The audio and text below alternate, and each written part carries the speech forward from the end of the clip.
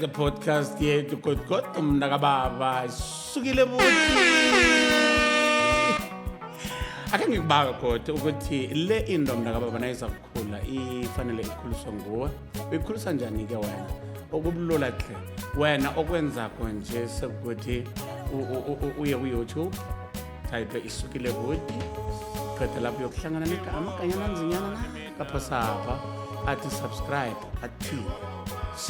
uthi subscribe bo comment utsho into oyifunako kilama episode wethu ukuthi ufuna wena sikwenzele ini qaleke sibawa good ne donations i-donation uqale na ungaqala nganzasanyana screen lapho zakubona sikunikele ama details webhanka ukuthi nange uthe uyasidonatela ukuthi siyikhulise into le kufanele usidonatele kuphi nanzo ziyabonakala ziqale nzasapho bese uyasidonatela sikhambileke nokho wazi sibabantu nento yekhethu nento yesintu sikhambile sagijimela ngale ngemthambothini emva kokuthi sizwe umbiko othi uma uno Esther kunezinto aphiwa zona uphiwe indawo lapho ayekubeka khona imisebenzi yakhe uphiwa siyele lapho sawuhlangela lo mnyanya nakho-ke esikufunyene ngaphakathi ngingokobani mina nangitihlalithwa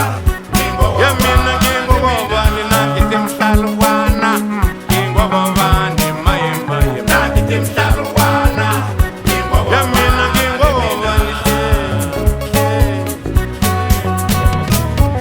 gijimisa MP-Woody ngazibona nawe mhlamba ukho kulaba bangasazikona bana bazibhedu ukuthi abantu abazikhombi umuntu usithi uzibani banangazi ukuthi uzibani bani usuka phutshikaphi Trevor MP kinawe buthi nangimawazi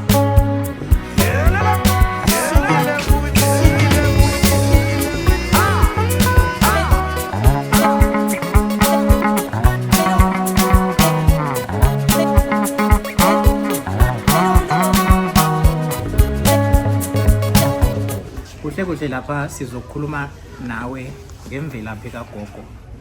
Siyabona ugogo nje sekadiniwa ngeke sisakhona ukuthi sikhulume naye.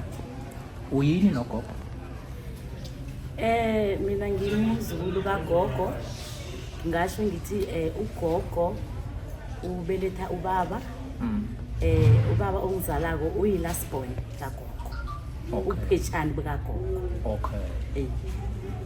Ugogo wabelethelwa eMiddelburg. Ngiba ukuthi kusiphe imvelaphi kagogo kusuka emuva kubelethwa kwakhe. Ugogo wabelethwa eMiddelburg kwaKesi ngo-1935 kwenyanga kaNovember kungeni 11. Ugogo ubelethwa ngakwabo ngingasho ngithi bebayi-6 ugogo ungumkhulu ngakwabo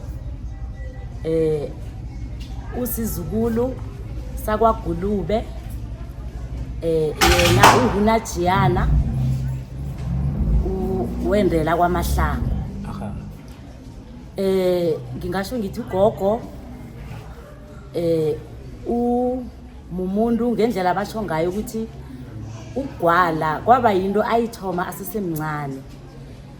Ngasho ngithi akhe ngafundiswa mara ke bebathi ababelethi bakhe lokhana nabagwalako nabayokuphumula mhlambeni kuyilantshi bathi khasi yokudla ugogo ke kube nguye ke yena ke nababona ukuthi basithele agijime ke la kade baberega khona afike adose angazenzeli kwakhe eqadi la kade baberega khona thathi siba adose ngokutsho kwakhe uthi bebathi nababuyako bathole onile lapho ekade bagwala khona bamkhalime bathi cala usonele kangangani ngoba ngithi leso sikhathi bekade amntwana asafunda into le ayifuna kuyinto ayihalelako ukuthi ngathana angayenza nakasithoko kodwa uthi lokho azange kwamphama kwamceda amandla ngoba kesinye isikhathi kuyenzeka ukuthi umuntu nawumkhalime entweni akhalimeke vele angabasabuyela ukwenzile leyo but yena ukhombisa ukuthi into le bekuyinto yakhe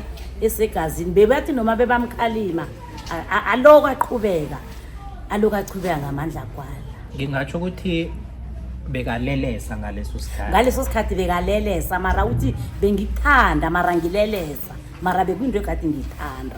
Bese-ke kwafikela nini la ugogo avelela khona ukuthi mbala lento le yokugwala ngiyayenza? Ngomana ukusukeni kwakhe uthe bona njengoba ngithule ngithi ubelethelwe eMiddelburg uthe bona ende waya ngeBrongoro, from eBrongoro weza-ke la ngekosina, and then uthi mabafika la ngekosina bathe bona baceda ukwakha indlu yakhe la ahlala khona wayigwala and ngaleso sikhathi bekumuntu oberega ngeButhabelo. Then-ke nakaberega ngeButhabelo uthi lesikhathi asese ngeButhabelo kwafika amaJarmani. Nakafika-ke amaJarmani afika akhamba aqala imizi yonke egwaliweko ngoba phela la uyabona kukwaNdebele the most imizi eminingi igwaliwe.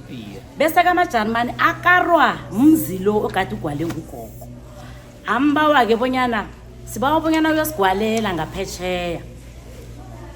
Then-ke naka uthi angakahabuke ngithi kancane sifuthi angakahabuka ukuthi bathi bafika nabafikako bafike bamkhombisa indlu bathi indlu lo uyayazi na.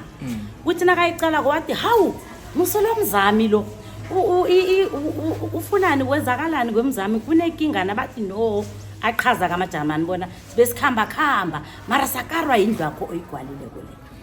Ngaleso sikhathi uyabona nje sekunempende ezahlukahlukeneko, kusekunepende ekhona ukuthi nanoma ugwalile ihlale iminyaka emibili ukuya phezulu ngaphambi kokuthi ibhabhuke namtjana lokha nakuna izulu isuleke. Bekugwalwa ngani kade lokha?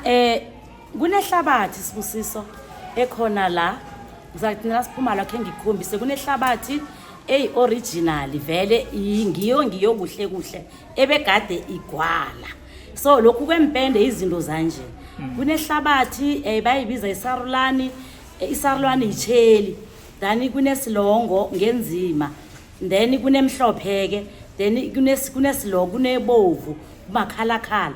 Bese ke kule hlabathi bathatha ubulongo bamixe-ke bamixe ihlabathi le ngembala yayo ngokwehlukahlukana. Then-ke nabathoma bagwala ubulongo buyabamba benza ukuthi kungasuki, mara-ke kukadeni kuthiwa bebavuselela elike ngoChristmas. Kuliqiniso kangangani batsho ugogo usebenzisa isiba lekukhu ukugwala? Isiba lekukhu lakhe lagwala? Kuliqiniso khulu lokho Sibusiso. Thina siphaphame sathi nasiphaphama kusathola ugogo vele aberegisa isiba, enokuyisimanga njengoba ubona ku-straight nje akunarula. Akayifuni irula-ke ugogo, nabantwana bakhe abafundisa kwama-student akhe anawo ayazi bona unakhona na ugwalako awuberegisa irula. And then into le ithuthuke ngangokuthi ngoba ngalesa sikhathi kuthiwa umgwalo begwala bomama, bekubomma, mara-ke ugogo uveze enye ifihlakalo ngoba phakathi kokufundisa ukugwala kube khona nabaduna abafundisako. Ngasho ngithi abantwana bakagogo abama-student wakhe kuba abantu bengubo, kuba abantu bembaji. Amezwi wokugcina sele sivala nje ukhuluma egameni likagogo, ungathanda ukuthini waqalise khulukhulu ebantwini abatsha, khulukhulu abantu abavela esitshabeni samaNdebele? Into engingayisho Sibusiso amazwi okugcina ngingathi khulukhulu akhe ngikhulumele ngakubendlule ukuthi nayi nje izokudevelopa nomphakathi, ngoba nayi nje ugogo uvulela woke umuntu ukuthi nangabe kunentwanyana afuna ukuyifaka ngapha mhlambe ofuna khona kwezandla akwenzako, ugogo uvulela woke umuntu ukuze njengoba ugogo sazi ukuthi umuntu oveleleko. Isikhathini esiningi abantu bayeza bazokudobhadobha. Manje-ke amazwi okugcina sisho lokhu ukuthi abantu abatsha ugogo uyathanda ukuthi umuntu omutsha angahlali ngezandla, umuntu omutsha akabereke, umuntu omutsha akazenzele, umuntu omutsha uburotho bakhe bula angekhe uthi ngilambile unezandla. Manje-ke ngilawa amazwi ugogo akhulukhulu athanda ukuwatsho. Sithokozile. Siyathokoza.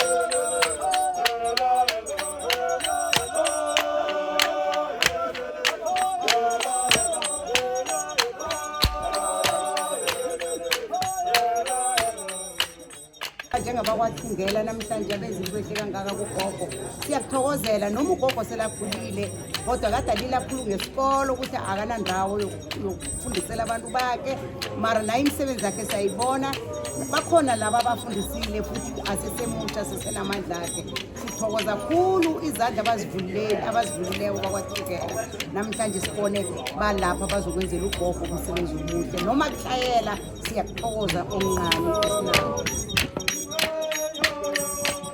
bonyana-ke uzikinyakinyile ngesiqephu sethu namhlanje lapha sihlangele khona ugogo kube mnandi nawe uzibonele mntakaba ukuthi mbala bekumnandi sihlangane kodi ngesikhathi esizango nesiqephu esilandelako siza solo sikumangaza sikazokutshela ukuthi size nobani sukile buti